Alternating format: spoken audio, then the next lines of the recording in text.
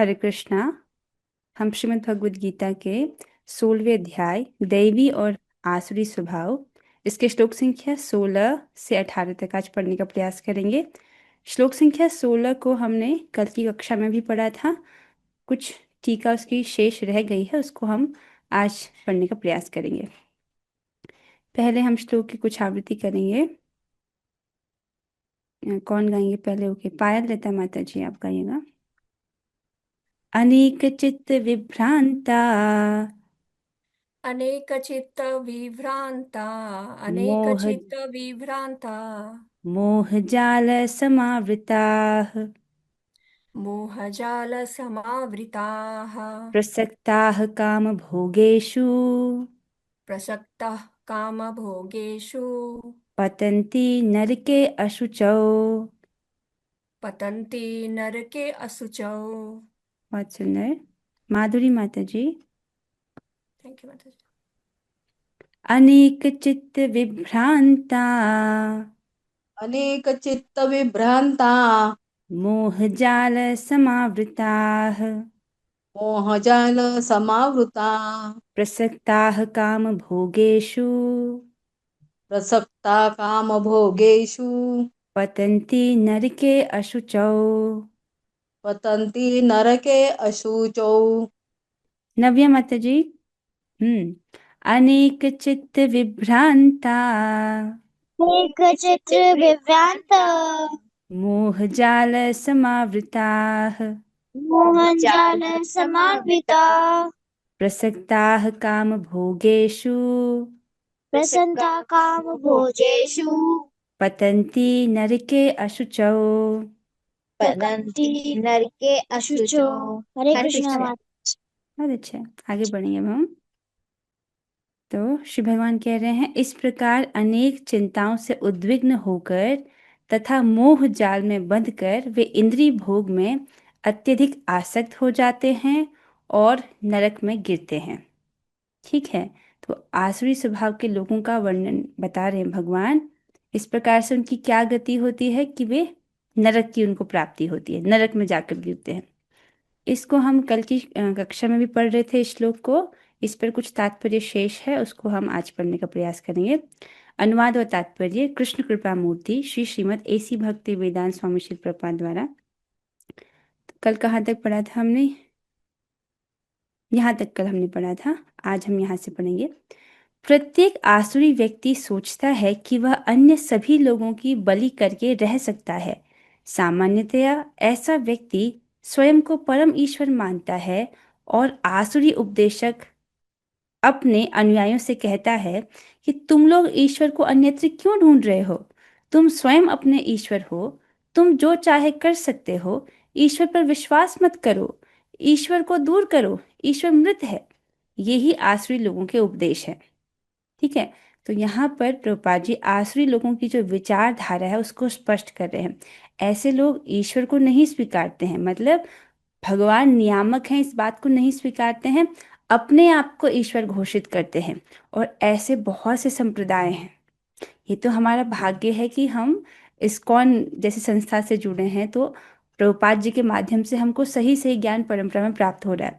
लेकिन बहुत सारे लोग इस प्रकार से भ्रमित हैं, जहाँ पर वो लोग भगवान को नहीं मानते हैं, अपने आप को ही ईश्वर मानते हैं।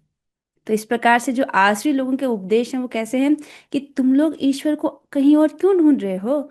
तुम तो खुद ही ईश्वर हो। जो चाहे सो कर सकते हो। इस प्रकार से कुछ लोगों ने पुस्तक भी इस पर लिखी है कि तुम ही से हवा चल रही है, तुम्हारे ही भय से सूर्य उदित होता है। तुम अपनी आपकी महिमा को समझो। इस प्रकार से आसुरी लोग जो है पुस्तक भी लिखते हैं। और भगवान के बारे में क्या कहते हैं कि ईश्वर पर विश्वास मत करो, ईश्वर से दूर रहो, ईश्वर तो मृत है। ऐसी बातें वो करते हैं। यद्यपि आसुरी मनुष्य अन्यों को अपने ही समान या अपने से बढ़कर धनी और प्रभावशाली देखता है, तो भी वह सोचता है कि उससे बढ़कर न तो कोई धनी है और न प्रभावशाली। ठीक है।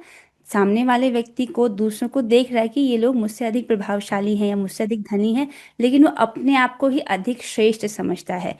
मुझसे अधिक धनी कोई नहीं है, मुझसे अधिक प्रभावशाली कोई नहीं है, ऐसा एक आसुरी व्यक्ति सोचता है। जहां तक उच्च लोकों में जाने की बात है, वे यज्ञों को संपन्न करने में विश्वास नहीं करते। वे सोचते हैं कि वे अपनी यज्ञ विधि का निर्माण करेंगे और कोई ऐसी मशीन बना लेंगे जिससे वे किसी भी उच्च लोक तक पहुंच जाएंगे। ठीक है। तो भगवत गीता में अन्य लोगों को जाने का मार्ग भी बताया गया है। क्या है वो मार्ग? यान्ति देवव्रता देवान् पितॄन् यान्ति पितृव्रताः भूतानि यान्ति भूतेज्या यान्ति मद्याजिनोऽपि माम्। भगवान कहते हैं जो जिसकी पूजा करता है वो उसके लोक को प्राप्त होता है। जो पितरों को पूजता है वो पितरों के पास जाता है। जो देवताओं को पूजता है वो देवताओं के पास जाता है। जो भूत प्रेतों को पूजता है वो भूत प्रेतों के पास जाता है। लेकिन जो मुझे पूजता है वो मेरे धाम की उसको प्राप्ति होती है। तो इस प्रकार से जैसे कोई सूर्यलोक में जाना चाहता है तो वो सूर्य देव की उपासना करे। इस प्रकार से वर्णन है। तो शास्त्र में वर्णन है ना ये। लेकिन आसुरी लोग तो शास्त्र को मानते ही नहीं है। शास्त्र की बात पर उनको विश्वास नहीं है। तो इस प्रकार से उच्च लोगों में जाने के लिए वो इन बातों को स्वीकार नहीं करते हैं। वो सोचते हैं कि हम कोई मेथड ऐसा निकाल लेंगे जिससे हम सीधे ही ऊपर के लोगों में जा सके। जैसे कि उदाहरण यहाँ पर प्रभुपाद जी दे रहे हैं रावण का। ऐसे आसुरी व्यक्ति का सर्वश्रेष्ठ उदाहरण रावण था। उसने लोगों के समक्ष ऐसी योजना प्रस्तुत की थी जिसके द्वारा वह एक ऐसी सीढ़ी बनाने वाला था जिससे कोई भी व्यक्ति वेदों में वर्णित यज्ञों को संपन्न किए बिना स्वर्गलोक को जा सकता था। मतलब रावण जो है एक ऐसी सीढ़ी बनाना चाहता था, एक ऐसी सीढ़ी बना रहा था जिस पर चढ़ कर के लोग जो है स्वर्ग चले जाएंगे और उनको जो शास्त्र में वर्णित जो यज्ञ है वह नहीं करना पड़ेगा। ठीक है। उसी प्रकार से आधुनिक युग के ऐसे ही आसुरी लोग यांत्रिक विधि से उच्चतर लोकों तक पहुंचने का प्रयास कर रहे हैं।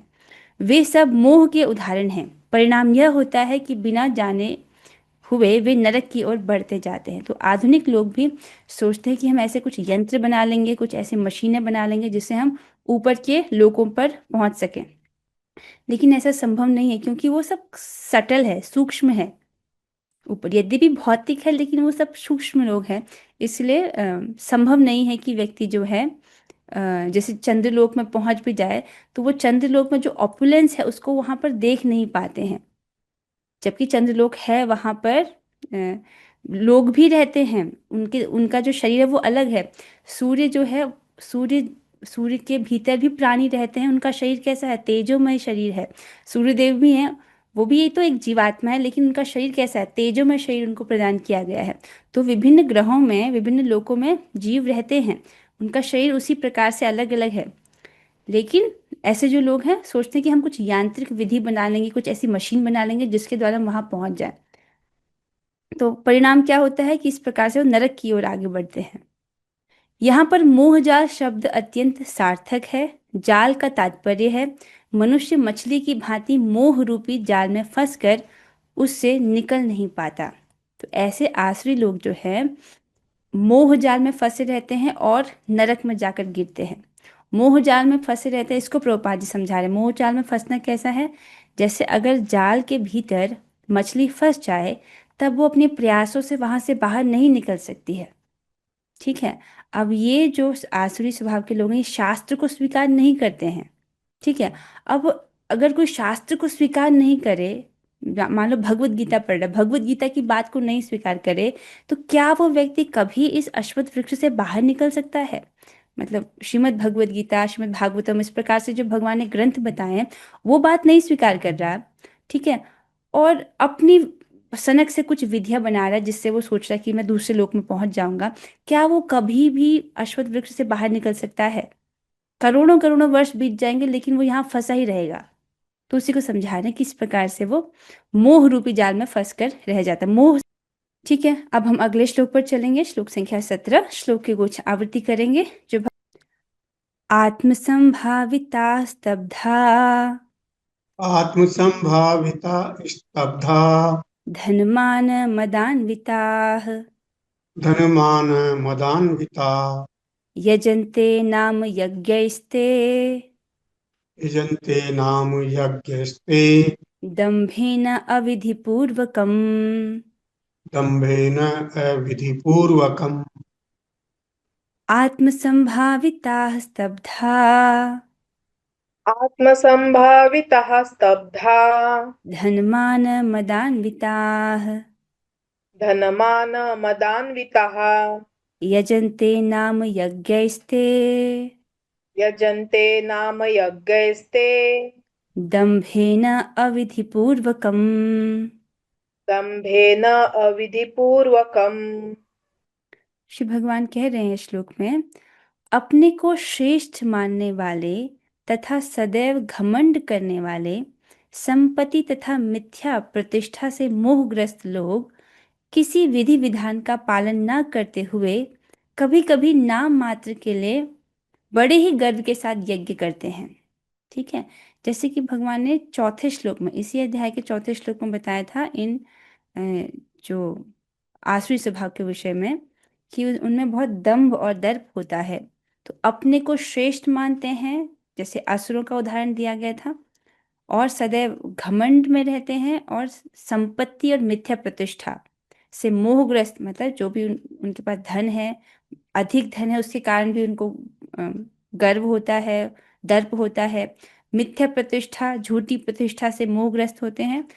वो किसी शास्त्र में जो वर्णित विधि विधान है उसका पालन नहीं करते हैं, और कभी कभी नाम मात्र के लिए, मतलब दंभ, दूसरों को ये दिखाने के लिए कि हम धार्मिक हैं, ठीक है, बस नाम मात्र के लिए बड़े ही गर्व के साथ यज्ञ करते हैं। तो जब यज्ञ किया जाता है उसका क्या प्रयोजन होता है, कि इससे मेरा हृदय का शुद्धिकरण हो। ये तो सही तरीका है, इस यज्ञ से भगवान प्रसन्न हो, भगवान विष्णु से, भगवान कृष्ण से प्रसन्न हो, ये तो सही तरीका है। लेकिन ये इस उद्देश्य से नहीं करते, ये इसलिए करते हैं ताकि लोगों को पता चले कि मैं धार्मिक व्यक्ति हूँ, इसलिए करते हैं।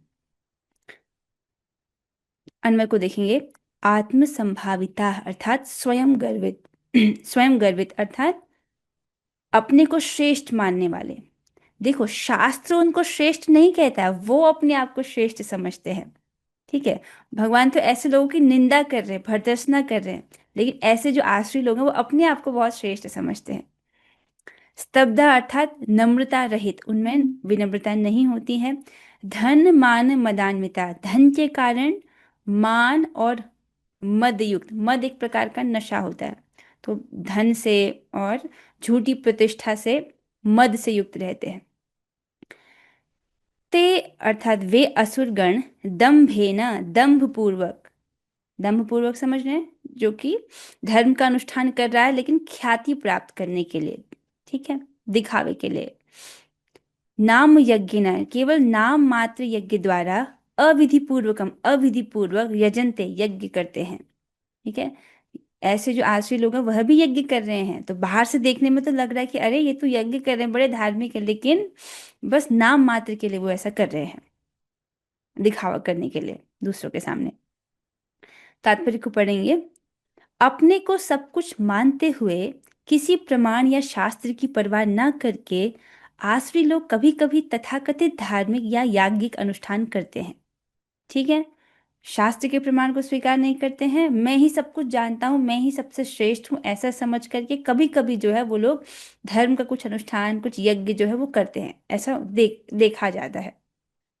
चूंकि वे किसी प्रमाण में विश्वास नहीं करते।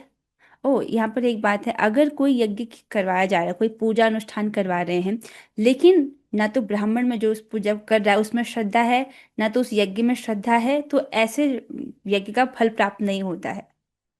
समझ लो, अश्रद्धा से किया गया जो पूजा है उसका फल प्राप्त नहीं होता है, या यज्ञ है। ठीक है, तो इनको तो कोई श्रद्धा नहीं है, लेकिन दंभ मात्र के लिए कर रहे हैं, तो इनको फल भी प्राप्त नहीं होता है, और वैसे भी ये लोग अविधि पूर्वक कर रहे हैं। चूंकि वे किसी प्रमाण में विश्वास नहीं करते, अतः वे अत्यंत घमंडी होते हैं। ठीक है, अब यहाँ पर देखिए, जो व्यक्ति भगवत गीता को स्वीकार कर रहा है वो पहले ये स्वीकार कर रहा है ना कि मुझे नहीं पता है और मैं सही ज्ञान जानना चाहता हूँ। इस प्रकार से वो स्वीकार कर रहा है ना कि मुझे नहीं आता और मैं जानना चाहता हूँ, तो वो कुछ विनम्र है कि नहीं है? मतलब वो स्वीकार कर रहा है कि मुझे नहीं पता, इसीलिए तो वो सुनने की कोशिश कर रहा है, इसलिए तो वो सुनना चाहता है।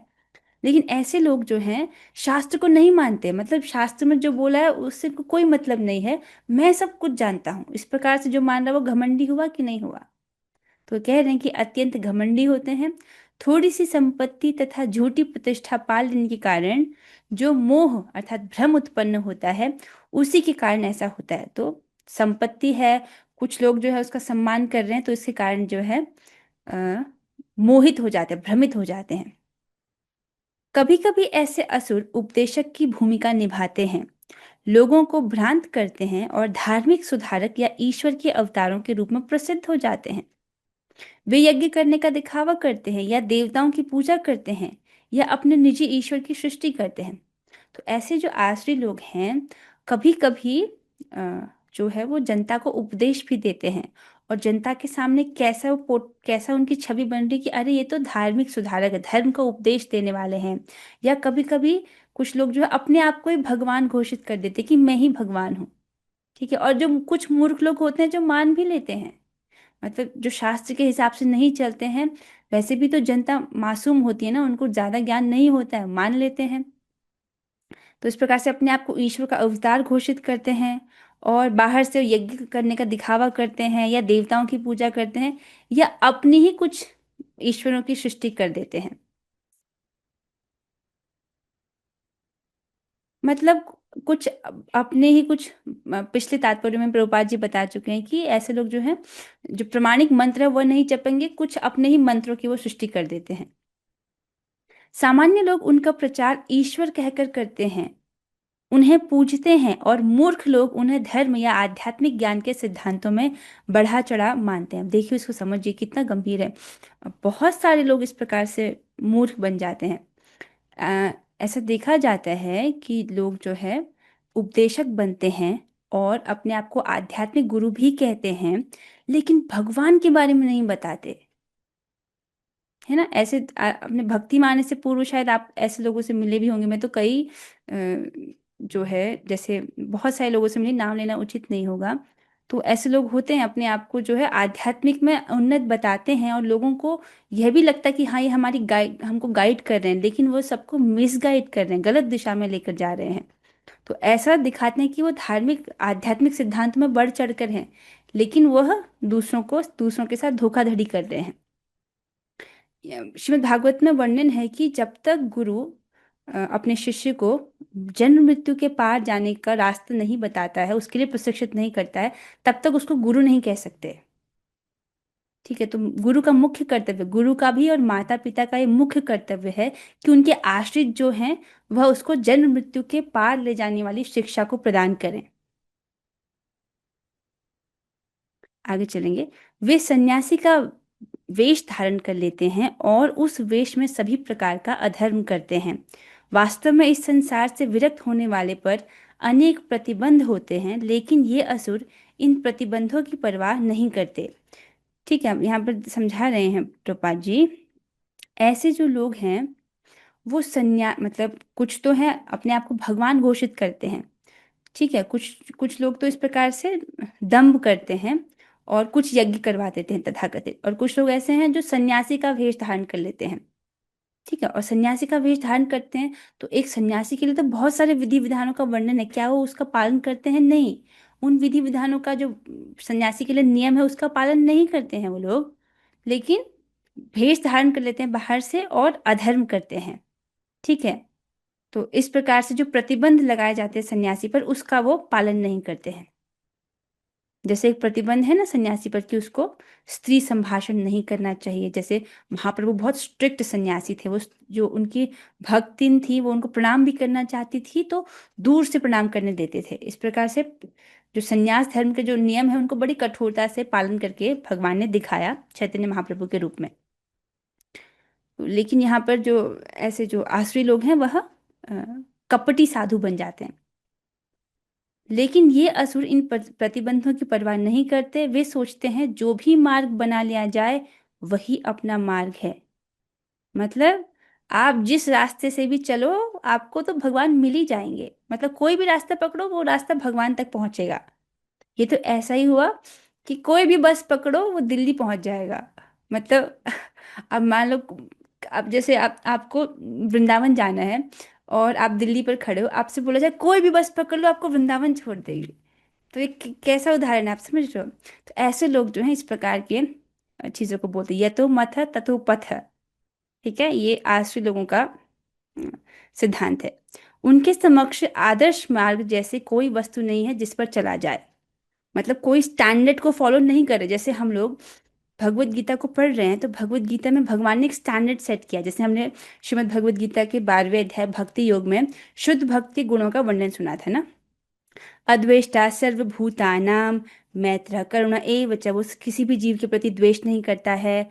मैत्र, उसके सबके प्रति मैत्री भाव करता है, करुणा से पूर्ण रहता है। इसके इस विषय में हमने भक्ति के गुणों को पढ़ा। हमने देखा था यद्यपि हम उस स्टैंडर्ड पर अभी नहीं हैं, ठीक है, तो ऐसा इच्छा तो है ना कि हम उस स्टैंडर्ड को पहुंचे, है ना। तो स्टैंडर्ड है, उस पर पहुंचने के लिए क्या बोला गया था कि व्यक्ति भक्ति करे, ठीक है। और भगवान ने कहा था कि जो व्यक्ति इस प्रकार से इच्छा करता है कि उसमें सारे गुण आ जाए वो मुझको सबसे अधिक प्रिय है।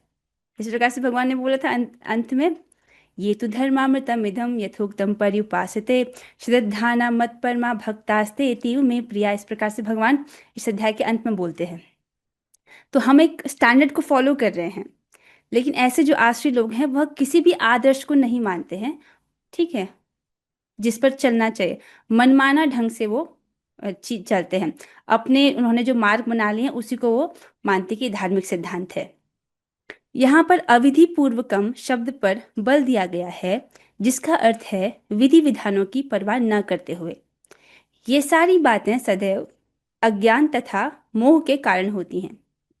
तो मतलब जो विधि है, जो शास्त्रों में वर्णित है, उसका वो पालन नहीं कर रहे हैं, तो जो भी वह कर रहे हैं तो वो अविधि पूर्वक ही तो होगा।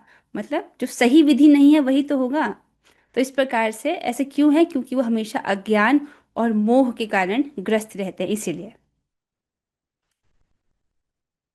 यहाँ पर आप चित्र में देख सकते हो, एक चैट जीपीटी की सहायता से बनाया गया चित्र है, जिसमें एक व्यक्ति है, अपने आप को धार्मिक घोषित कर रहा है। ऐसा लग रहा है कि वो धार्मिक सिद्धांतों में बहुत बढ़ा चढ़ा है, लेकिन वह दुनिया के साथ पाखंड कर रहा है, पाखंडी बाबा। आगे चलेंगे, एक और श्लोक को हम लेंगे। जो भक्त गाना चाह रहे हैं वे हाथ खड़ा कर सकते हैं। ओके, किनको अभी तक अवसर नहीं मिला? मुझे लगता है एक एक बार सबको मिल चुका है। ओके, ठीक है। पायल माता जी आप गाएगा। हरे अहंकारं बलं दर्पं अहंकारं बलं दर्पं कामं क्रोधं च संश्रिताः कामं क्रोधं च संश्रिताः मामात्मपरदेहेषु मामात्मा परदेहेषु प्रदिशन्तो अभ्यसूयकाः। प्रदिशन्तो अभ्यसूयकाः। बहुत सुंदर। एक और भक्त से हम लेंगे, रेणुका माता जी। अहंकारं बलं दर्पं अहङ्कारं बलं दर्पं कामं क्रोधं च संश्रिताः कामं क्रोधं च संश्रितः मामात्मपरदेहेषु मामात्मपरदेहेषु प्रद्विषन्तोऽभ्यसूयकाः। प्रद्विषन्तो अभ्यसूयकाः। बहुत अच्छे, बहुत सुंदर माता जी। आगे बढ़ेंगे। तो श्री भगवान कहते हैं मिथ्या अहंकार बल, दर्प, काम तथा क्रोध से मोहित। तो मिथ्या अहंकार, बल, दर्प, दर्प मतलब होता है धन, विद्या, उच्च कुल में पैदा होने के कारण उत्पन्न गर्व, उसको दर्प कहते हैं। काम तथा क्रोध से मोहित होकर आसुरी व्यक्ति अपने शरीर में तथा अन्यों के शरीर में स्थित भगवान से ईर्ष्या और वास्तविक धर्म की निंदा करने लगते हैं। ये आसुरी लोगों का मुख्य गुण भगवान यहाँ पर बता रहे हैं।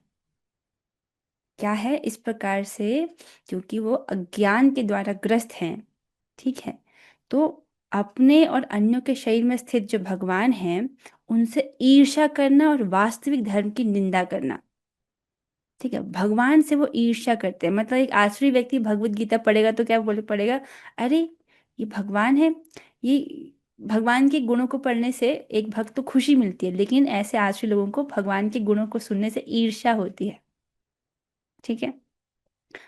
तो और वास्तविक धर्म के सिद्धांत की निंदा करते हैं। जो वास्तविक धर्म है उसको नहीं स्वीकारते, उसकी निंदा करते हैं।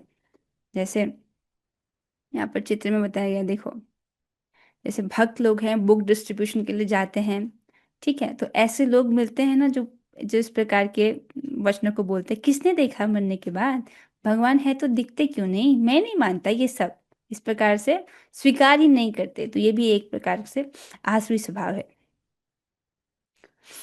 हम लोग अन्वय को देखेंगे। ते वे अहंकारम अर्थात अहंकार, बलम अर्थात बल, दर्पम अर्थात दर्प, इसकी व्याख्या कर दी है, धन विद्या उच्च कुल में उत्पन्न होने के कारण जो गर्व है उसको दर्प कहते हैं। कामम काम, क्रोधम और क्रोध, ठीक है, संश्रिता इनका आश्रय लेकर के, तो अहंकार, बल, दर्प, काम और क्रोध का आश्रय लेकर के आत्म परदेहेषु परमात्मा परायण साधुओं के देह में अवस्थित माम मुझसे प्रद्विषंत अर्थात द्वेष कर अभ्यसूय का साधुओं के गुणों में दोषारोपण करते हैं। तो ऐसे जो आश्रय स्वभाव के लोग हैं ये भगवान से ईर्ष्या करते हैं और जो साधु हैं उनके गुणों में दोष का आरोपण करते हैं। देखो साधु में गुण हैं लेकिन उन गुणों में भी दोष देख रहा है ये ऐसा व्यक्ति, ठीक है, स्वयं तो धर्म का आचरण नहीं कर रहा है, जो वास्तविक धर्म है के सिद्धांत है उसकी निंदा कर रहा है, और जो साधु हैं जो धर्म के पथ पर चल रहे हैं उनमें जो सद्गुण हैं उनमें भी दोष देख रहा है। क्यों क्यों देख रहा है दोष? क्योंकि वो भगवान से ईर्ष्या कर रहा है, ठीक है। तात्पर्य को देखेंगे। आसुरी व्यक्ति भगवान की श्रेष्ठता का विरोधी होने के कारण शास्त्रों में विश्वास करना पसंद नहीं करता, ठीक है, भगवान का विरोधी है और शास्त्र में विश्वास नहीं करता। वह शास्त्रों तथा भगवान के अस्तित्व इन दोनों से ही ईर्ष्या करता है। यह ईर्ष्या उसकी तथाकथित प्रतिष्ठा तथा धन एवं शक्ति के संग्रह से उत्पन्न होती है, ठीक है। एक तो मुख्य लक्षण बताया जा रहा है असुरों का कि वो शास्त्र में विश्वास नहीं करते हैं। शास्त्र में विश्वास नहीं करते तो भगवान में भी विश्वास नहीं करेंगे ना, वरना भगवान के बारे में न्यूज़पेपर में थोड़ी हमको पता चलता है। कहाँ से पता चलता है भगवान के बारे में? शास्त्र से। शास्त्र कोई नहीं मानेंगे तो भगवान भी को भी नहीं मानेंगे। तो इस प्रकार से ऐसी ईर्ष्या क्यों उनमें उत्पन्न हो रही है?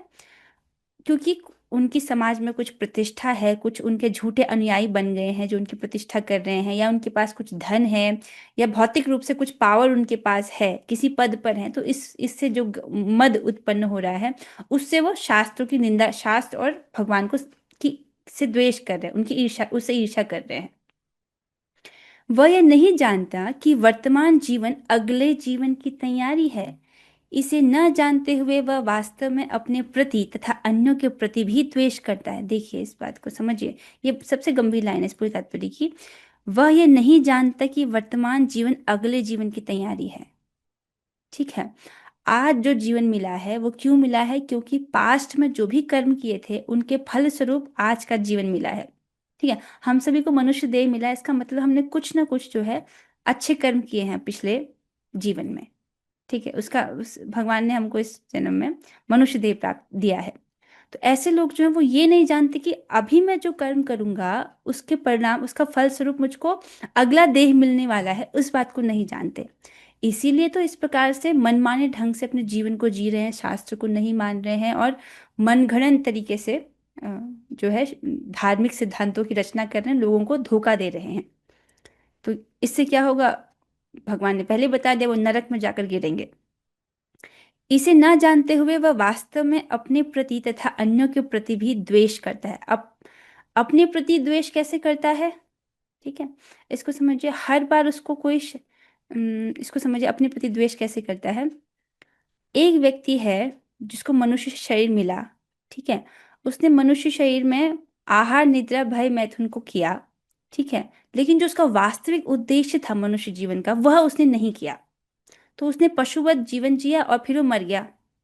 तो ऐसा जीवन को भागवत में बोला है आत्महत्या करना, ठीक है। और इस प्रकार से उसको बार बार जो जीवन प्राप्त हो रहा है उसमें उसने जो वास्तविक प्रयास करना चाहिए आत्म साक्षात्कार का, इस भौतिक जगत से बाहर निकलने का, वो उसने नहीं किया। बार बार एक जीवन स्वीकार कर रहा है और फिर मृत्यु, बार बार जीवन स्वीकार कर रहा है फिर मृत्यु, तो ये आत्महत्या करना ही हुआ, इसको भागवत कहता है। तो इस प्रकार से वो अपने प्रति द्वेष कर रहा है, ये समझ आ रहा है, क्योंकि वो अपना कल्याण नहीं कर पा रहा है। ठीक है। और अन्यों के प्रति भी द्वेष करता है। जैसे कि आपने पढ़ा, ऐसे जो आसुरी लोग हैं कभी कभी धार्मिक उपदेशक बन जाते हैं, मतलब अ, ढोंगी बाबा, जो जो जो बाहर से जो है दिखा रहे हैं कि हम आध्यात्म में श्रेष्ठ हैं, लेकिन वह लोगों को गुमराह कर रहे हैं। तो इस प्रकार से वह लोगों को सही बात नहीं बताते, शास्त्र की बात नहीं बताते, भगवान की बात नहीं बताते हैं। इस प्रकार से लोगों के साथ भी गलत कर रहे हैं। ठीक है। वह अन्य जीवधारियों की तथा स्वयं अपनी हिंसा करता है, ये अभी स्पष्ट कर चुका है। अन्य जीवधारियों के प्रति हिंसा तो कर रहा है, अपने प्रति कैसे हिंसा कर रहा है वो बता दिया, क्योंकि आत्म साक्षात्कार का जो प्रयास करना चाहिए वह नहीं कर रहा है। बस एक प्रकार से मनुष्य जीवन मिला, उसको उसने बर्बाद कर दिया। ठीक है। वह भगवान के परम नियंत्रण की चिंता नहीं करता, क्योंकि उसे ज्ञान नहीं होता है। ठीक है। जैसे कि पहले बताया गया, वो किसी नियामक को नहीं मानता, वो नहीं मानता कि इस भगवान ने इस सृष्टि की रचना की है किसी उद्देश्य से, उसको वो नहीं जानता है। इस प्रकार से अज्ञान में रहता है। शास्त्रों तथा भगवान से ईर्ष्या करने के कारण वह ईश्वर के अस्तित्व के विरुद्ध झूठे तर्क प्रस्तुत करता है और शास्त्रीय प्रमाण को अस्वीकारता है। अब आसुर व्यक्ति का मुख्य लक्षण बताया कि वो शास्त्रों को नहीं मानता है, शास्त्रों से ईर्ष्या करता है, भगवान से ईर्ष्या करता है, और वो क्या करता है, भगवान का जो अस्तित्व है, ठीक है, उसके विरुद्ध झूठे तर्क प्रस्तुत करता है। ठीक है। भगवान नहीं है इस चीज को प्रूव करने की कोशिश करता है, और शास्त्र में जो प्रमाण दिए हैं उसको भी वो अस्वीकारता है। ठीक है। मान लो जैसे बुक डिस्ट्रीब्यूशन में किसी भक्त को आप भगवत गीता दे रहे हो, ठीक है, तो ये बहुत अच्छा पर बहुत अच्छा, इसको सर्वश्रेष्ठ दान कहते हैं, जब आप सामने वाले व्यक्ति को कृष्ण भावना भावित ज्ञान प्रदान करो, सामने वाले को भगवान के बारे में बताओ, तो ये सबसे श्रेष्ठ दान बोला गया है, किसी को भगवान के विषय में बताना। तो अगर आपने उसको बताया और लेकिन वो जो है भगवान के ही विरुद्ध बोल रहा है, वो बोल रहा है किसने देखा है मरने के बाद, तो आप कह रहे हो कि नहीं, हमने शास्त्र की दृष्टि से देखा है। हम अपनी आंखों से क्या देख सकते हैं? अपनी आंखों से तो हम 2 किलोमीटर पर स्थित जो वस्तु वो भी नहीं देख सकते हैं प्रॉपरली। अपने हाथ में कितने कीटाणु है वो इन आंखों से हमको नहीं दिखाई देता है, हमारी आंखों की सीमा है। इन आंखों से अपने भीतर के जो लिवर है उसको भी हम नहीं देख सकते, जबकि लिवर है। ठीक है। तो और यदि आप उसको शास्त्र की बात बताओ, जैसे भगवान है तो दिखते क्यों नहीं, मैं नहीं मानता ये सब, अगर आप उसको शास्त्र कोट करके बताओ, जैसे शास्त्र में भगवान के विषय में वर्णन है, ठीक है, लेकिन वो व्यक्ति इस बात को स्वीकार नहीं करेगा। ठीक है। जो भी आप शास्त्र की बात बताओ उसको वो अस्वीकार करेगा। तो ये एक लक्षण है आसुरी व्यक्ति का। ठीक है। दिखाई तो हमको बहुत सारी चीजें नहीं देती है, बुद्धि भी नहीं दिखाई देती है, मन नहीं दिखाई देते हैं, विचार नहीं दिखाई देते, तो क्या विचार नहीं होते हैं? सामने वाले व्यक्ति के मन में कितने विचार उठते हैं, लेकिन आपको तो दिखाई नहीं देता। दिखाई नहीं देता तो इसका मतलब क्या विचार नहीं होते? तो इस जगत में भौतिक चीजें ऐसी हैं जो हैं लेकिन दिखाई नहीं देती। तो भगवान तो सच्चिदानंदमय हैं, उनको इन भौतिक आंखों से नहीं देखा जाता है। उनका नाम ही है अधोक्षज। अध अर्थात नीचे, अक्ष मतलब आंखें, ज मतलब जनित, आंखों के द्वारा जनित जो ज्ञान है वो भगवान के नीचे रह जाता है। और उपलक्षण से बाकी सब इंद्रियां, मतलब इन भौतिक इंद्रियों के द्वारा जो भी ज्ञान हम ग्राह्य करें, भगवान, इन भौतिक इंद्रियों से हम भगवान को नहीं पकड़ सकते हैं। ठीक है। उसके लिए बताया गया शुद्धिकरण का प्रोसेस, व्यक्ति जो है अपनी इंद्रियों को शुद्ध करे, उसके लिए वो भक्ति की प्रक्रिया को अपनाए, तब वो भगवान को देखने की योग्यता को प्राप्त करेगा। लेकिन ऐसे जो आश्री लोग हैं वह इस चीज में इंटरेस्टेड नहीं होते हैं। वह प्रत्येक कार्य में अपने को स्वतंत्र तथा शक्तिमान मानता है। वह सोचता है कि कोई भी शक्ति, बल या संपत्ति में उसकी समता नहीं कर सकता, अतः वह चाहे जिस तरह कर्म करे उसे कोई रोक नहीं सकता। यदि उसका कोई शत्रु उसे ऐन्द्रिक कार्यों में आगे बढ़ने से रोकता है तो वह उसे अपनी शक्ति से छिन्न भिन्न करने की योजनाएं बनाता है। अर्थात उसका कोई शत्रु उसकी इंद्रिय तृप्ति में बाधा बन रहा है तो वह अपनी शक्ति से कोशिश करता है कि कैसे मैं अपने शत्रु को नष्ट कर दूं। ठीक है। हम्म। जैसे यहाँ पर एक उदाहरण रखा गया है, एक व्यक्ति है, बहुत लोगों की भीड़ में कह रहा है स्टेज पर कि यदि भगवान है तो मैं अभी मर जाऊं, वरना मैं घोषित करता हूं कि भगवान नहीं है। ऐसी मूर्खता भी लोग कुछ कुछ करते हैं। ठीक है, इस प्रकार से कोई घोषणा कर रहा है, आप इसको समझिए। मान लो एक चींटी है और बहुत सारी, मान लो यहाँ पर 50,000 चींटियां इकट्ठा है। ठीक है, तो 50,000 चींटियां इकट्ठा है और एक चींटी यहाँ पर बोल रही है कि मैं ये घोषित करता हूँ कि मैं ये घोषित करती हूँ कि रेणुका माता जी का कोई अस्तित्व नहीं है। ऐसे मालूम बोले रेणुका माता जी, फिर क्या ये 50,000 चींटियों को प्रूफ करने के लिए आप उनके बीच में जाओगी? आपको फर्क पड़ता है उनसे? तो सोचिए यहाँ पर जो मूर्ख लोग हैं इस प्रकार से बोले कि मैं घोषित करता हूँ, मैं अगर भगवान है तो मैं अभी मर जाऊं, वरना मैं घोषित करता हूँ कि भगवान नहीं है। तो क्या भगवान अब इतने चीप है कि यहाँ पर आएंगे और बताएंगे कि नहीं मैं हूँ? समझ लो। तो इस प्रकार से लोग जो मूर्खता करते हैं। तो हाँ, तो इसके साथ जो ये श्लोक तो यहाँ पर पूरा होता है। हमने पढ़ा कि आसुरी स्वभाव के लोग जो है किस प्रकार से भगवान से ईर्ष्या करते हैं, शास्त्रों से ईर्ष्या करते हैं, और जो साधु गण हैं अर्थात जो भगवान की भक्ति कर रहे हैं उनमें जो गुण हैं उनमें भी वो लोग दोष निकालते हैं। अब हमारे पास कुछ समय है, हम इसमें श्रीमद् हरिनाम महिमा के विषय में एक श्लोक का श्रवण करेंगे। ये श्लोक है श्रीमद् भागवतम के 3रे स्कंद अध्याय 33 श्लोक संख्या 7। बहुत सुंदर श्लोक है। अहो बत स्वपचितो गरीयान् यज्जिह्वा अग्रे वर्तते नाम तुभ्यं ते पुस्तपस्ते जुहुः सस्नुरार्या ब्रह्मानुचुर्नाम गृह्णन्ति ये ते। ओह, वो कितने धन्य हैं जिनकी जिह्वाएं आपके पवित्र नाम का जप करती हैं। तो समझ रहे हैं, यहाँ पर एक पर्पस से बोल रहा जा रहा है कि जिह्वाएं आपके पवित्र नाम का जप करती है, मतलब जीभ से वो भगवान का नाम ले रहा है। हरे कृष्ण कृष्ण कृष्ण हरे हरे, हरे राम राम राम हरे हरे, जीभ से ले रहा है। हो सकता है कि उसका मन नहीं लगा हो, इसलिए बोले कि वो लोग बहुत धन्य, कितने धन्य जिनकी जिह्वा पर आपका नाम आ रहा है। यद्यपि मन नहीं भी लग रहा हो पर लेकिन केवल जीभ से बोल रहा है भगवान का नाम, तो उसको बोले कितने धन्य है वे। फिर कहते हैं, कुत्ता खाने वाले वंशों में उत्पन्न होते हुए भी ऐसे पुरुष पूजनीय हैं। मतलब हो सकता है कि अपने पिछले कर्मों के अनुसार उसको ऐसे परिवार में जन्म मिला हो जहाँ पर लोग मांस खाते हो, उसमें भी कुत्ते का मांस खाते हो, मतलब चांडाल के घर में वो पैदा हुआ है। पर क्योंकि वो भगवान का नाम ले रहा है तो ऐसा व्यक्ति पूजनीय है। ठीक है, और इसको यहाँ पर तात्पर्य में बताया जाता है कि वो ब्राह्मण से भी श्रेष्ठ है। ठीक है, जो पुरुष आपके पवित्र नाम का जप करते हैं उन्होंने सभी प्रकार की तपस्याएं तथा हवन किए होंगे और आर्यों के सदाचार प्राप्त किए होंगे। आपके पवित्र नाम का जप करते रहने के लिए उन्होंने तीर्थ स्थानों में स्नान किया होगा, वेदों का अध्ययन किया होगा और अपेक्षित हर वस्तु की पूर्ति की होगी। इस पर आप आश्चर्यचकित मत होइए, भगवान के नाम की ऐसी अद्भुत महिमा है। अगर आज कोई भगवान का नाम जप पा रहा है, इसका मतलब उसने सब प्रकार की तपस्याएं, सब प्रकार के यज्ञ उसने किए हैं और सब प्रकार के तीर्थ स्थानों में स्नान भी किए हैं और वेदों का अध्ययन भी किया है। इसलिए महाप्रभु कहते हैं, अगर किसी के मुख से एक बार भी भगवान का नाम आ जाए, मतलब भगवान एक बार उसके मुख से प्रकट हुए हैं, क्योंकि भगवान का जो नाम है उनका अवतार है, नाम के रूप में भगवान ने अवतार लिया है कलयुग में। तो महाप्रभु कहते हैं कि उस व्यक्ति का मन से सम्मान करना चाहिए।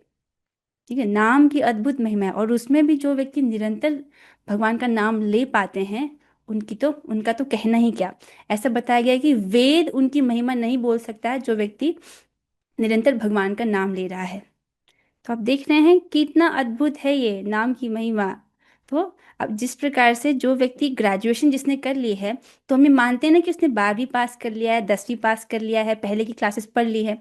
उसी प्रकार से जो आज भगवान का नाम ले रहा है, तो शास्त्र बता रहा है कि उसने वेदों का अध्ययन किया होगा और तीर्थों में स्नान उसने कर लिया होगा, उसने अनेक प्रकार की तपस्याएं कर ली हैं। तो ऐसा मान लिया गया कि पूर्व जन्मों में उसने ये सब कर लिया है, तभी जो है वो आज भगवान के नाम को जप पा रहा है।